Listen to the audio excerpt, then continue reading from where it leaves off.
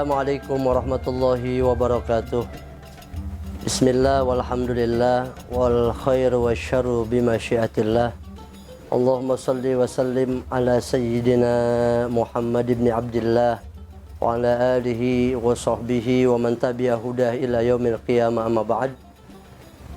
Qala Allah ta'ala fi kitabihil karim, bismillahirrahmanirrahim, la in syakartum la azidannakum wa la in kafartum inna adzabi lasyadid. Sadaqallah wa sadaqa Rasulullah sallallahu alaihi wasallam. Ma'asyiral muslimin rahimakumullah.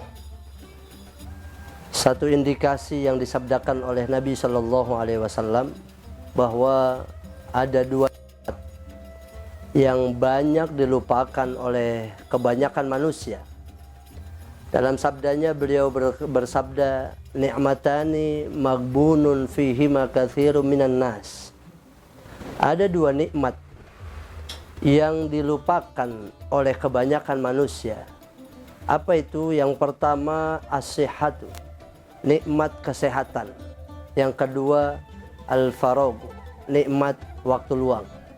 Kedua nikmat ini adalah nikmat yang diindikasikan oleh baginda Rasul. Banyak orang terbuai, terlena dan melupakan kedua nikmat ini.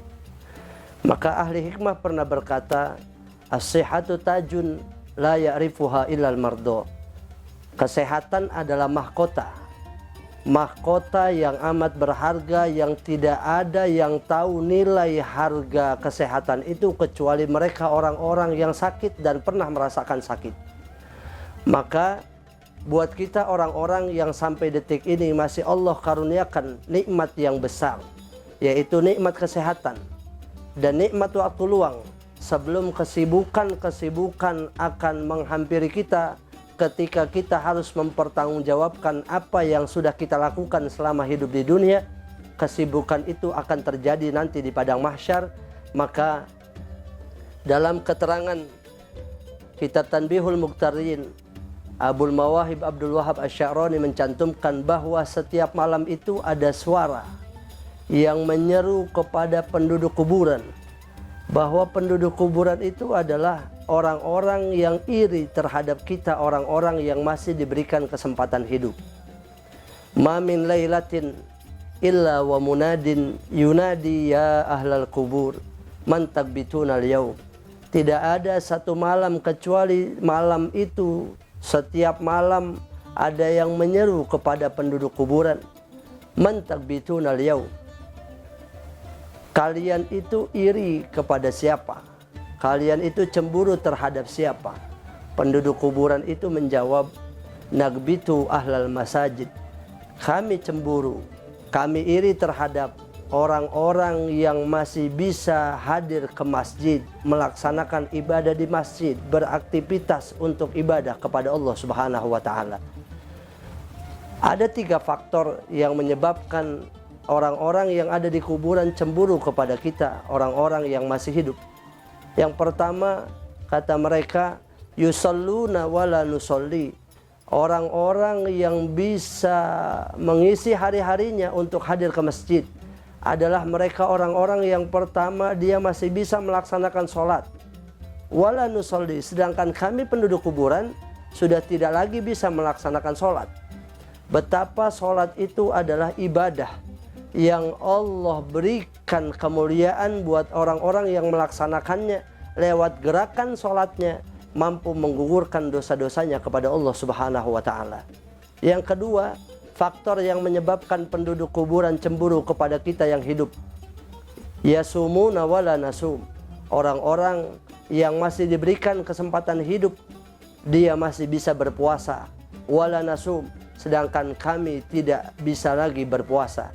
Terkhusus buat kita yang masih Allah berikan kesempatan hidup, sampai detik ini kita akan mengisi hari-hari kita dengan ibadah di bulan Ramadan.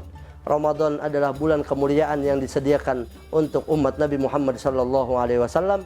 Maka manfaatkan Ramadan dengan sebaik-baiknya. Yang ketiga, faktor yang menyebabkan penduduk kuburan cemburu terhadap kita orang-orang yang hidup, yadhkuruna wala nadhkuru. Orang-orang yang hidup itu masih bisa berzikir, mengingat karunia dan keesaan Allah Subhanahu wa ta'ala. wala nadhkuruh, sedangkan kami penduduk kuburan sudah tidak lagi bisa untuk berzikir kepada Allah Subhanahu wa taala. Maka penyesalan demi penyesalan akan terjadi bagi orang-orang yang waktu hidupnya dia terlena, terbuai dengan kegemerlapan duniawi. Dia lupakan nikmat sehatnya, dia lupakan nikmat kesempatannya untuk ibadah, padahal fisiknya sehat, padahal waktu luangnya ada.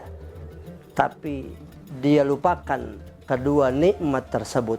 Maka mudah-mudahan nikmat-nikmat yang Allah masih berikan kepada kita mampu kita aplikasikan sebagai tanda syukur kita kepada Allah Subhanahu wa taala untuk terus ibadah kepada Allah, untuk terus berpuasa di bulan Ramadan khususnya, untuk terus berzikir mengingat keesaan Allah Subhanahu wa taala, yang pada akhirnya kita berharap seluruh rangkaian ibadah kita semuanya diterima Allah Subhanahu wa taala, dan kita berharap kapanpun dan dimanapun kita nanti diwafatkan, mudah-mudahan Allah wafatkan kita dalam keadaan baik, husnul khotimah. Amin ya rabbal alamin. Wallahu alam bisawab. Mudah-mudahan ada manfaatnya. Wallahu yaqulul haqqa wa huwa yahdis sabil. Wassalamualaikum warahmatullahi wabarakatuh.